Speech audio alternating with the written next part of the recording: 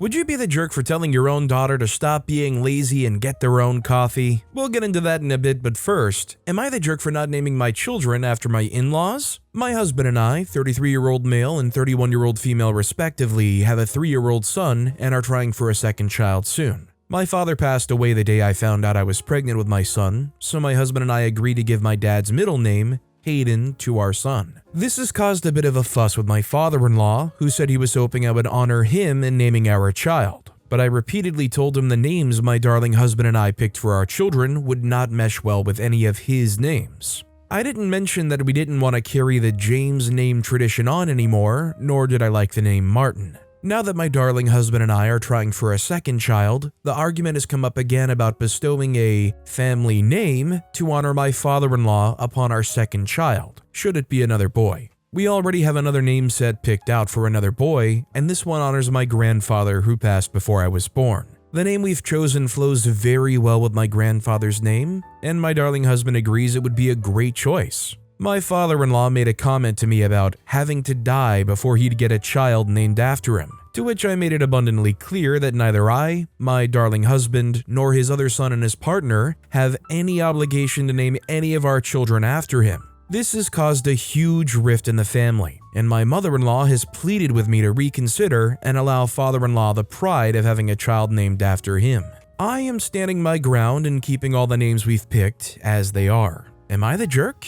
I just don't really see a way that OP could be the jerk here, especially in the eyes of a bunch of people reading this story who aren't related, aren't in that family, and therefore obviously will have no attachment to any kind of family tradition or names. I think it's pretty easy to just say the parents are the only ones that get to pick what they want their kids to be named. It doesn't matter if the Pope pays a visit and tries to lobby for you to name the kid anything. Alien life forms could appear out of nowhere and say, it's the fate of the entire world that you name your kid Gleeblezorb. And I suppose, depending on whether or not you believe the aliens are actually truthful, you could still argue the parents are in their right to pick their own name. Alien Overlord 1001 wrote, "Not the jerk. Why does he assume that he would be honored over your family? How presumptuous of him. They named their own kids, they don't get to name yours. Stand your ground." OP responded saying, "At the time my darling husband and I fell pregnant, my brother-in-law wasn't even sure if he wanted kids. Father-in-law took it as his only chance to have his name go on. I made a comment that my children would carry his last name, but that seemed to make him even madder. Now that his other son is thinking of having children with his new partner, the argument has come back up.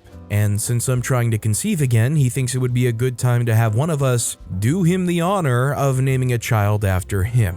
Also, hi, I'm Steven, and if you guys enjoy getting to decide whether or not all of these people are jerks, why not hit those like and subscribe buttons down below? That said, our next story is, am I the jerk for getting frustrated with my girlfriend's messages after my dad just died? My dad died a few days ago and I'm mourning him. There were some difficulties with getting my family to organize a celebration of life for him, so it's mainly fallen to me. On top of this, I have a 2-month deadline to submit a research paper for my job before my contract is up. Afterwards, I'll have to move to another research institute, likely not in the same country. Finally, I've recently developed frequent gastrointestinal pain, which is negatively impacting my quality of life. My girlfriend went to Europe to visit her sister and travel, tour, and sightsee. She booked her vacation long before my dad passed and flew out before then as well. I was with my dad in the hospital for around 14 hours the day before he died. I called her to talk to her and she was supportive and spent a long time on the phone with me. 2 days later, however, while she's out touring, she sent me pictures of jewelry in the local shops that she likes in order to train me to understand her style. I wasn't very responsive to this, but she seemed adamant that I understand her preferences.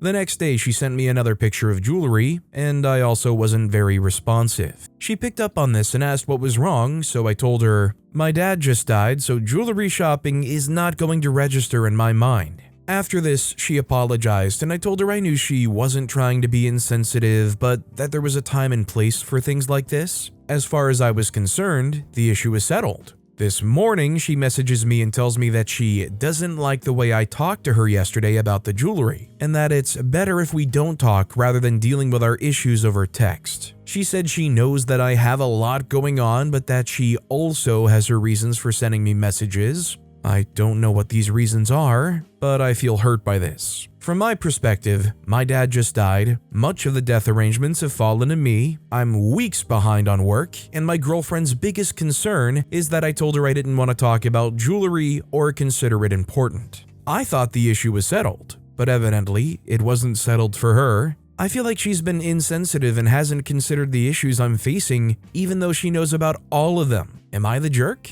I tend to try to talk not like a relation breaker-upper. I try to avoid saying, leave this person at all costs, end the relationship. That said, if there was ever a red flag, I feel like this would be one. It's one thing if they just had a momentary lapse and they just didn't realize how wrong of a time it was to send that message and not just send it but expect a reply. It's another to, after the fact, when they explain why they're obviously not being responsive, to double down and say, well, I have my reasons too, and essentially imply, you're not the only one going through things here, reply to my jewelry texts. Shiloh X35 wrote, danger, danger, Will Robinson. She sounds extremely self-centered. I would treat this a major red flag. Not the jerk. I'm sorry for your loss. Kindly Umpire 750 added, this, a million times this. Sending jewelry pics to train you? I mean, what? Is just something else. Doing this in the first place is a huge red flag. Her reaction when you called her out for how it made you feel is even more alarming. It's not difficult to anticipate that someone who has literally just lost a loved one needs support and understanding, so it comes across as breathtakingly insensitive and downright weird to start sending them your jewelry ideas and then pouting when they aren't very enthusiastic because, that person is grieving. I'm so sorry about your dad. It's awful losing someone you love. Take care of yourself. Our next story is, am I the jerk for not participating in a speak your full truth session during therapy? In a weird place now, and need to know if I'm the jerk for this or not. My dad, his wife, her oldest daughter, 13, and I, 15-year-old male, are in family therapy together. My dad's wife has 2 other kids, a 9-year-old son who lives mostly with his dad, and a 6-year-old daughter who she shares custody of with the kid's dad. They're not in the therapy sessions with us though. The reason we're in therapy is we didn't blend like my dad and his wife wanted us to in the last 2 years, and they wanted to fix things before we're broken forever. My oldest stepsister never knew her dad, and her sister's dad dropped her once he and dad's wife broke up. So she really wanted a dad, and my dad was willing to be that for her. I admit I am jealous of that. I didn't like that my dad moved on from mom who died. He's allowed to. He should be happy. I wish he could be happy without replacing my mom. And he kind of has. He shipped all of her stuff off, all the photos and mom's things to my mom's sister, and we have nothing. I'm not allowed a single thing since he sold our old house and moved in with his wife. He said, we need to make a fresh start with our family. With that, he wants to be a stepdad and dad to her kids, and especially her oldest. His wife wants to be my new mom too, but I'm not okay with that. I don't see her kids as my siblings either. One, I never met her son. One, I hardly ever see, her youngest daughter. And the other annoys me with how often she tries to hang out with me like we're actual siblings instead of step-siblings technically. So we started family therapy. And really didn't get anywhere because none of our goals aligned. My stepsister wants to be someone's sole priority. My dad wants us to feel like the family we had before, his wife wants us to function as a nuclear family, and I just want to keep a good relationship with my dad without needing to be close to the steps. The therapist decided the best way to make some progress was a full truth session, where we all say exactly how we feel without holding back, and where we're not supposed to hold the truth against each other. I went to the session ready to say how I felt, but then my stepsister spoke first. And when she talked about loving me and dad, feeling like she didn't belong, how she wants a sibling who actually feels like a sibling, and how much she never felt like she belonged, I didn't feel good about saying I don't care about her, her mom, or her siblings at all, and don't want to be her brother, and don't want to share my dad with her and hate him so much for erasing my mom and wish the whole marriage would end and we'd never see each other again. So I didn't speak when it was my turn. The therapist encouraged me to do it like 3 times and gave up. My dad was so angry with me afterward, and he told me for someone who looked like I had so much to say, saying nothing and wasting the point of the session was crappy because I was getting in the way of progress. Am I the jerk? So personally, I don't blame OP at all. As somebody who's never been the most outspoken person, being in a situation like that, even if this therapist is saying, listen, this is a full truth session, you're completely safe here, we're all laying it out like it is and just talking about the truth, it would be intimidating as heck to look all these people that you live with and are going to go right back home with in the eye and tell them exactly how you feel, especially right after hearing all these pleas from them about how they want this relationship with you. If I were in OP's position, I don't think I'd be able to do it myself either. I think what really would be beneficial for OP is being able to have one-on-one time with the therapist and being able to communicate their feelings and also their fears and working through that to build up to that point. Squirrels Are Evil 2479 wrote, "Not the jerk. Ask your dad if you can have a private session with him and the therapist to discuss your feelings. Tell him you have a lot of feelings but don't wish to hurt anyone else and it would be expressed in a separate session. You should tell him that erasing your mom is very painful for you and that impacts how you respond to the stepfamily. There is a way to include your mom within the current family. Your stepsister's feelings are not your responsibility to manage. You don't owe her anything but respect and courtesy. I wish you the very best outcome, but unfortunately it's not likely with the mindset they have. Good luck and hang in there." OP responded saying, "There isn't any way to include my mom that everyone will be open to. His wife isn't okay with any trace of mom in the house, even just in my room. I heard her say it would ruin our home." Our next story is, am I the jerk for not giving my deceased son's belongings away? I, 54-year-old male, have 3 children, Lisa, 28-year-old female, Eric, 26-year-old male, and Arwen, 16-year-old male. In April, Arwen unfortunately passed away in a motor vehicle collision. I have a very strained relationship with Arwen's mom. We split up a long time ago and a few years ago, she gave me the full custody of him because she wanted to concentrate on her new relationship. She has 2 more children, 10 and 6-year-old male.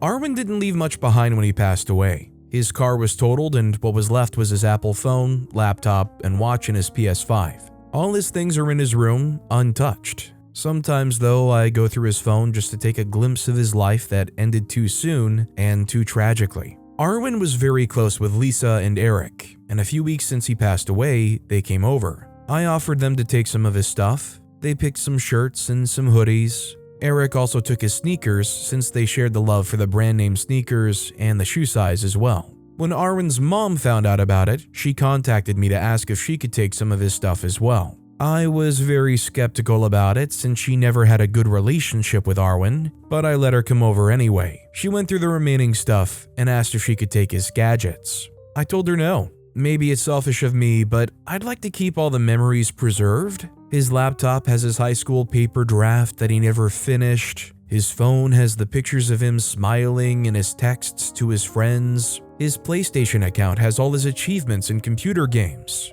She became visibly upset and said that I'm being unfair and selfish and that she could use his gadgets. I told her that it's impossible to use them because she would need to log out of his Apple ID account first and no one knows the password anymore. She became even more upset and accused me of hoarding his things. I told her that she could pick something else, some of his school awards or whatever. She said that I'm being unfair and called me a jerk. Now I'm left wondering if I actually am one. I really don't think OP's the jerk here. I think it's a pretty normal thing not just to want to keep those things, but to try to preserve the memories that are presented in those things. I've heard countless stories of people who still have a voicemail on their phone from a relative who passed away, and they do whatever they can to make sure they save that memory. I would just say OP should do whatever they can to immediately try to archive stuff that's important to them that they like. Because honestly, you never know when one day some update comes along and all of a sudden their Apple ID is signed out. Or the same thing for like the PlayStation account. Or the alternative, the phone dies or the PlayStation dies and all of a sudden you don't have a login. Bottom line is it's really obvious here, it's not actually about the gadgets themselves, it's about what's on those gadgets and the memories that they provide. You don't want to just erase or lose all that stuff forever, and that's extremely understandable. FIANCE wrote, "Not the jerk. I'm sorry if this sounds harsh, but she gave up on him for her new relationship.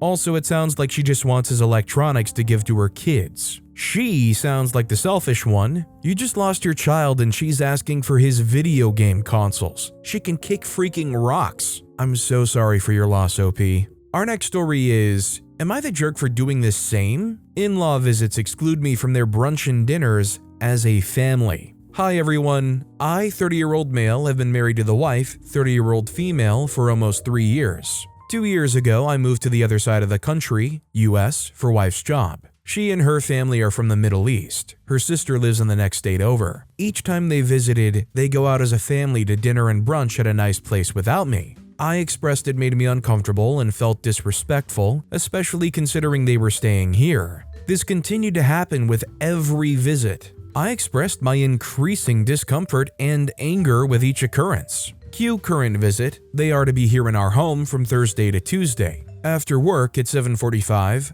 I go out to the deck for a smoke and to decompress. 8:25 p.m., mother-in-law comes to the deck and tells me dinner reservation is at 8:30 and to get ready. No one told me anything? I go upstairs and wife is getting ready in a room. I pop in and incredulously ask her why she didn't tell me about dinner. Her response was, "You could have asked, couldn't you?" I tell her this is incredibly rude. She said this is about father-in-law's birthday. I go to my desk for more work and ask wife to let me know when she's done getting ready. Sister-in-law and wife both pass behind me while getting ready, wife not saying a word. I then hear them go downstairs and the front door closing. I go downstairs and they're gone. I called wife 4 times. No answer. I am seething. I drive to cool off and get a call from wife 20 minutes later. I go off about why she didn't say anything to me and about how they all ditched me and how this is extremely disrespectful. She says, "Oh, okay. I'll tell them you said so." They get back at 11 p.m.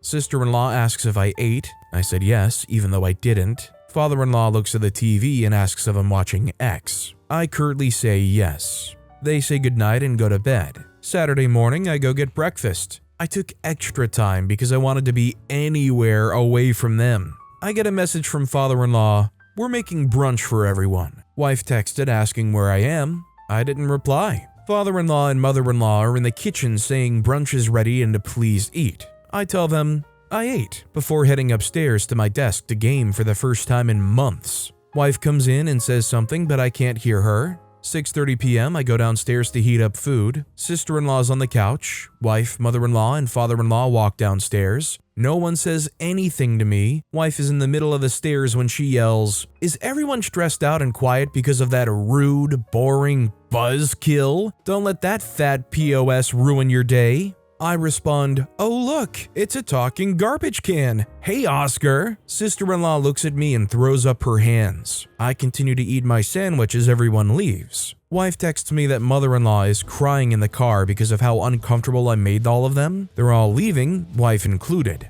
I said their leaving is completely fine by me and that they're the ones who showed the disrespect first. They're all leaving tomorrow morning to a lake resort for the remainder of their time. Am I the jerk here? I see this as one big game of if the shoe fits. As long as everything went down exactly as OP described, I think it's pretty clear that OP was the one who got disrespected first. OP turning it around and giving them exactly what they did to him to them, and them getting upset about it and calling him not only a buzzkill and rude, but fat POS? It makes me start to question, OP, how good was your marriage before this visit? Love Beach 8 wrote, "Not the jerk. Your wife clearly disrespects you and puts her family way ahead of you. They all trick you, deceive you, and enjoy it, whilst pretending to be dumb like it's all your fault. They're gaslighting you. Separate. Pack your bags and go to a hotel. Get an attorney and file for divorce. You've been in a marriage of one person married to other people." OP responded saying,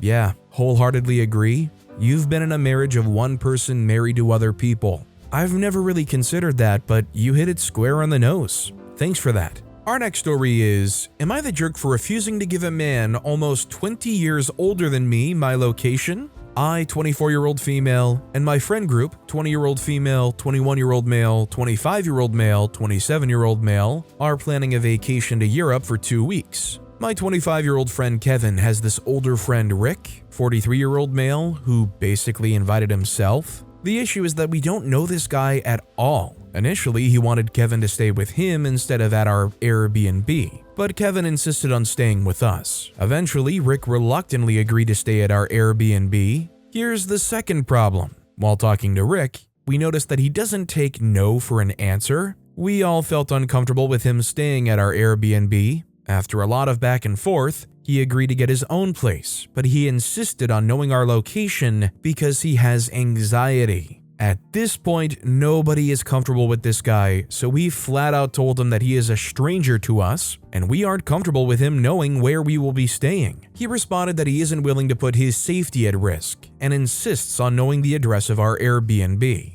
Are we being unreasonable for having this boundary? I don't think OP and the rest of the friend group are in the wrong for having this boundary. I think this friend group trip sounds awesome, but I can agree that having a 24-year-old, 20-year-old, 21-year-old, 25, 27, and then having a random 43-year-old guy show up that 99% of the people there have no idea about sounds like a terrible idea and a great way to completely ruin the entire vibe. Honestly, just hearing about this relationship and hearing about Rick's behavior makes me worry about what the dynamic actually is between Kevin and Rick. Where did this 25-year-old befriend this 43-year-old, and what are they even friends about? Do they actually do something together? What's that dynamic? Nestor1953 wrote, I think it's important for you to tell Kevin that you don't want his older friend on your vacation at all. Not when you go out for dinner, not for activities. The notion that he needs your address due to his anxiety is manipulative bullcrap. This is a predatory older guy. Frankly, if you wanted to change the location of the vacation and not tell Kevin where you'll be,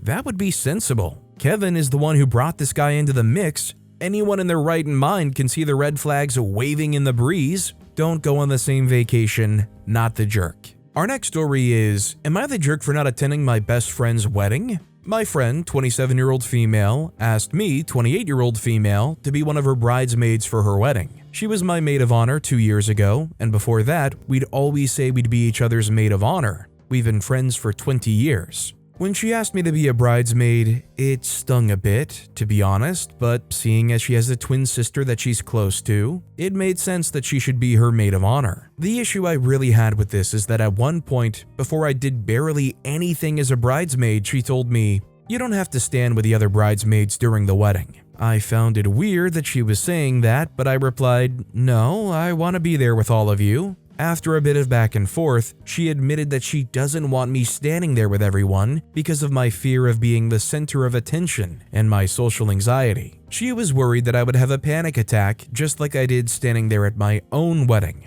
Honestly, it was bad during my wedding because I was shaking and couldn't breathe, and everyone's terrified reaction made it even worse for me. I had to leave and come back to just me, my husband, and my mother to continue our vows and such while everyone else moved on to the reception. I couldn't even go join them until I was drunk enough not to feel embarrassed. I've been to therapy since then and have made huge progress regarding my social anxiety, and my best friend knows this. I felt hurt that she didn't trust me enough to let me stand with the others. I told her I was so much calmer and less anxious now, and I won't even be the center of attention like I was when I was the bride. She said she acknowledged my improvement, but just doesn't want to take chances. She said she doesn't want to embarrass me again, and that she would just feel worried about me the whole time, and was also worried that I would ruin the mood of the wedding if I did happen to have a panic attack. I eventually told her I was just so sick to my stomach with hurt and sadness that I was merely going as a guest to her wedding that I just decided not to go because I felt so left out.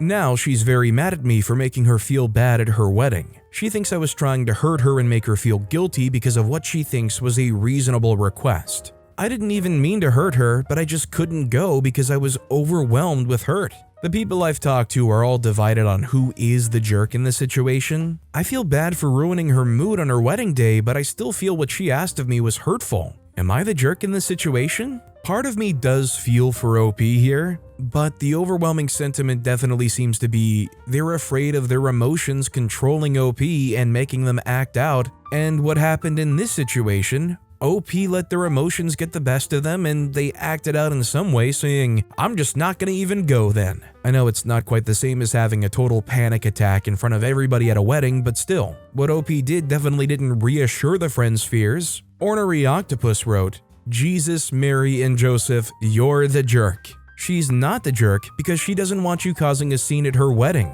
which 100% would have happened based on your reaction to her decision. See, you're someone who, despite saying you don't like being the center of attention, will find some way to make everything about yourself. There's no such thing as a maid of honor exchange program. Just because you picked her does not entitle you to the same position at her wedding, especially in light of what went on at yours, which is so beyond the norm that it's not even worth risking. You may think you've got a brand new, shiny, fresh out of the box ability to self-control. You do not. Your reactions are out of whack, and frankly out of line. You need to get some more therapy, probably from someone else. You're not some wronged party. Again, you're the jerk. Big time. This next story is, am I the jerk for telling my friend that she's making her fiancé miserable? I, 21-year-old female, recently got into a pretty heated argument with my friend, 22-year-old female, regarding her engagement to her fiancé, 30-year-old male. For some background info, me and my friend Carrie have been on and off friends since middle school, but over the last 3 years have become really close, and I would consider her a best friend.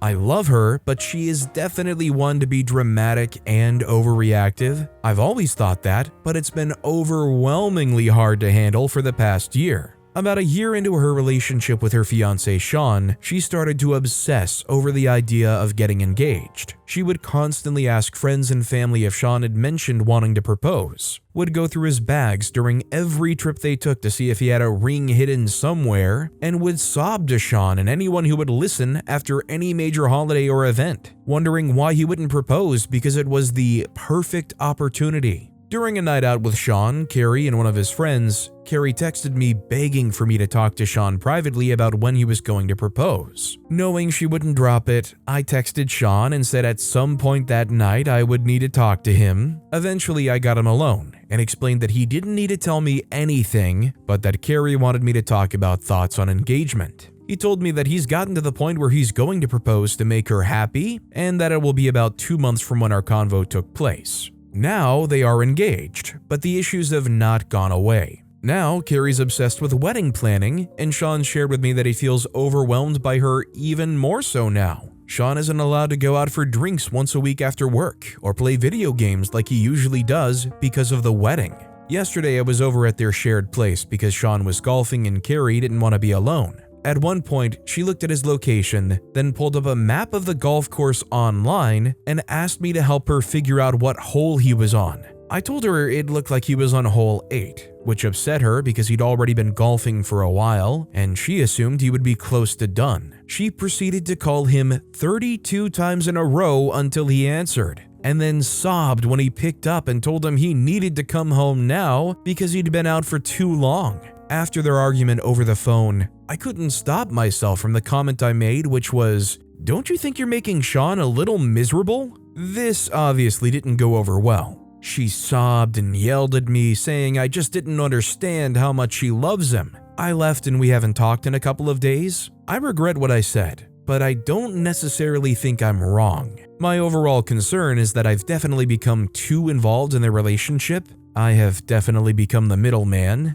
So, am I the jerk for telling my friend that she's making her fiancé miserable? OP's pretty clearly not the jerk here. I think it's a pretty healthy reaction by them at the end to realize, I am too involved, I'm maybe too invested too. I would say honestly tell both of them your piece and then say I am disengaging from this any further, and if you try to rope me back into it, I'm just gonna Danny Phantom and go ghost for a while. Dinah Felice wrote, your friend is engaging in controlling and emotionally manipulative behavior in an attempt to force her fiancé into a predetermined set of actions. She doesn't love him. At most, she loves some idealized version of him that doesn't respect his autonomy. If it's not abusive yet, it's certainly close. Not the jerk. You have every right to say something. This kind of thing is the business of anyone who recognizes it. Perhaps Carrie might benefit from counseling, perhaps not, but your primary obligation is to help Sean, who is the one showing the signs of being victimized. Our next story is, would I be the jerk for telling my daughter to stop being lazy and get her own coffee? I love my daughter, but at the age of 41, she is so lazy it's unbelievable. Some examples are, she has a delivery job, which is nice, but when she finishes, I ask her to run to the store. She answers, no, I don't feel like walking. When we get home, I make her food. She takes the food into the room and eats. When she comes down for a smoke, I ask her to bring her plate down. Then she says, I forgot. She goes back upstairs. Then later, she comes back downstairs for another cigarette with no plate. I ask her to clean the toilets. It takes her 3 months to do it. She only drinks Tim Hortons coffee. Every Sunday and Monday when I'm off, she wakes me up to get her a coffee. I'm 72 and do everything for her. I don't think it's ridiculous for me to tell her to get her own coffee and stop being lazy. Would I be the jerk if I said this? Edit. There seems to be a lot of confusion for good reason. The story was poorly written. I'll try to answer the question here. I work with my daughter delivering packages. We go home to my other daughter's house, of which I split the bills with my other daughter.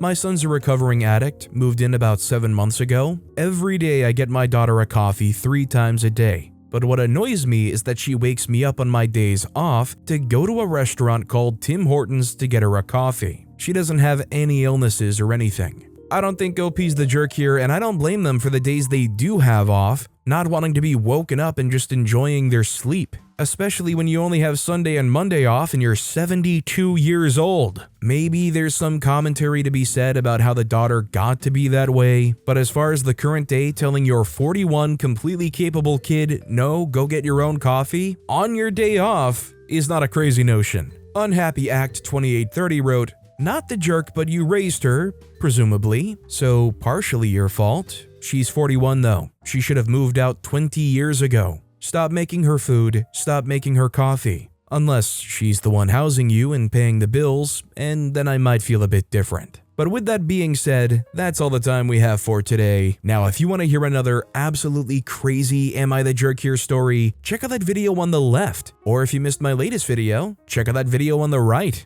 That's it, I'll see you all next time with some more stories.